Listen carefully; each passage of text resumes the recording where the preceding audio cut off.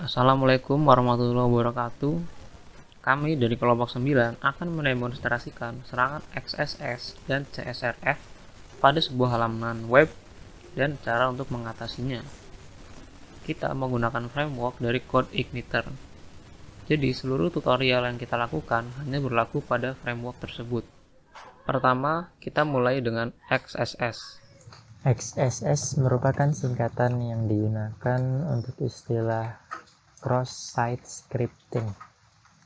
XSS dilakukan oleh penyerang dengan cara memasukkan kode HTML atau klien script code lainnya ke suatu situs.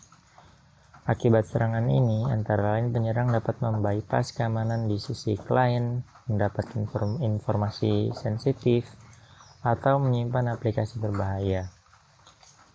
Untuk lebih jelasnya, kita langsung demonstrasikan saja. Misalkan kita membuka suatu situs yang mewajibkan kita untuk mengisi suatu inputan. Alih-alih mengisi input dengan yang situs tersebut minta, kita malah mengisikan dengan kode JavaScript. Sebagai contoh, kita akan membuat website tersebut memberikan peringatan dengan teks yang sudah kita siapkan.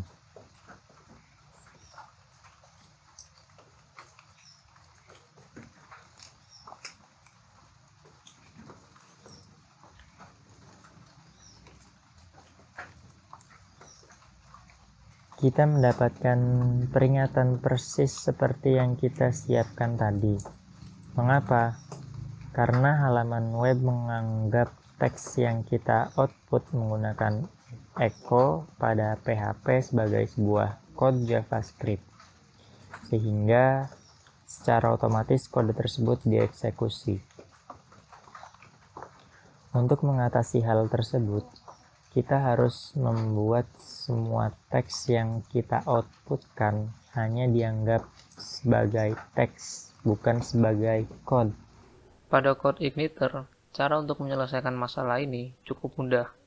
Kita pergi ke folder website yang dibuat, buka folder application, buka folder helpers, lalu kita buat file bernama xss_helper.php. Edit file tersebut dan isikan dengan kode sebagai berikut. Kemudian kita save. Kembali lagi ke folder application, buka folder config, edit file bernama autoload.php. Scroll ke bawah dan cari autoload helper. Lalu di sebelah kanannya kita tambahkan XSS. Kemudian kita save. Kembali lagi ke folder application, buka folder view, edit file yang mengandung halaman web yang tadi kena serangan.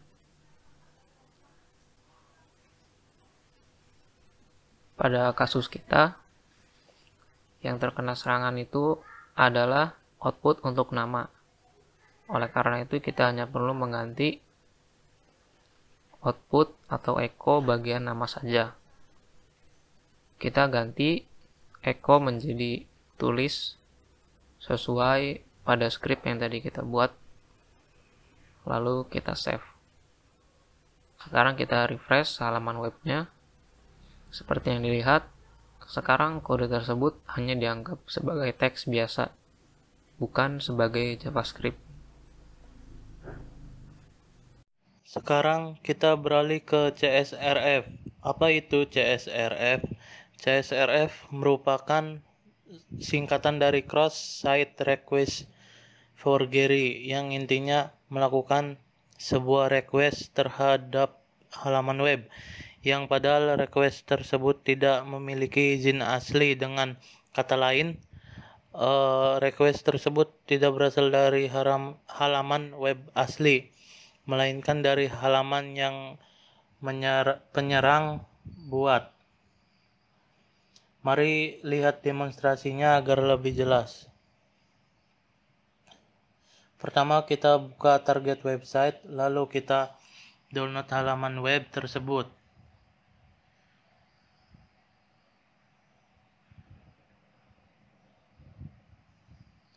lalu buka file yang tadi kita download, lalu isikan file seperti biasa.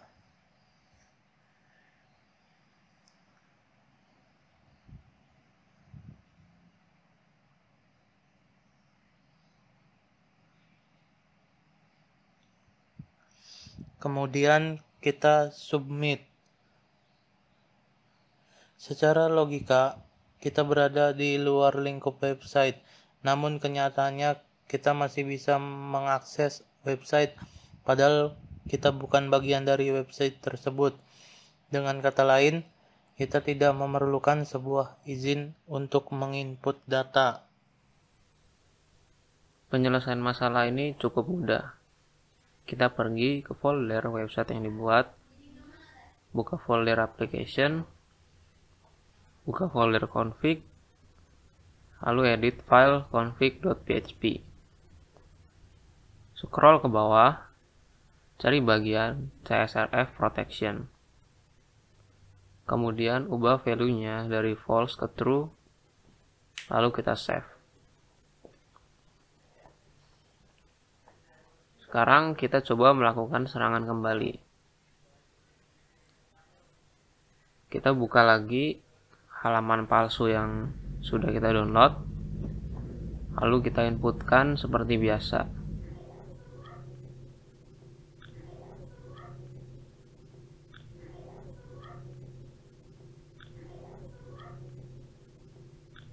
Lalu kita submit.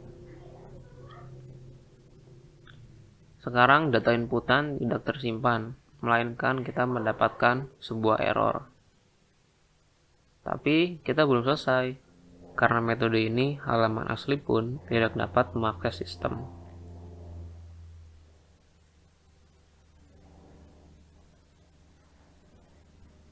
Agar halaman asli dapat mengakses sistem, kita perlu menambahkan kode berikut ke dalam sebuah form yang memerlukan sebuah izin.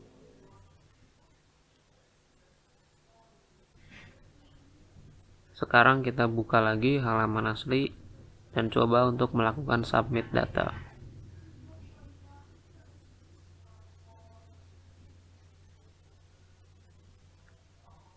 Sekarang datanya dapat kita submit dan tidak ada kendala dalam masalah perizinan. Secara singkat, metode ini membuat sebuah halaman harus meminta izin terlebih dahulu sebelum mengirim data, karena halaman asli masih berada di dalam ruang lingkup framework, maka tidak memiliki masalah terhadap perizinan. Sedangkan untuk halaman palsu, karena berada di luar ruang lingkup framework, dia tidak bisa mendapatkan izin. Untuk membuktikannya, kita demonstrasikan ulang terhadap halaman yang sudah dimodifikasi tadi.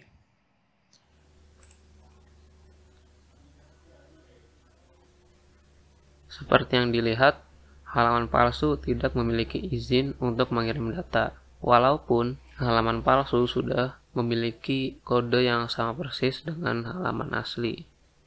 Jadi seperti itu cara untuk menghadapi serangan XSS dan CSRF. Semoga tutorial yang kami berikan bisa dengan mudah dipahami. Mohon maaf jika ada kesalahan.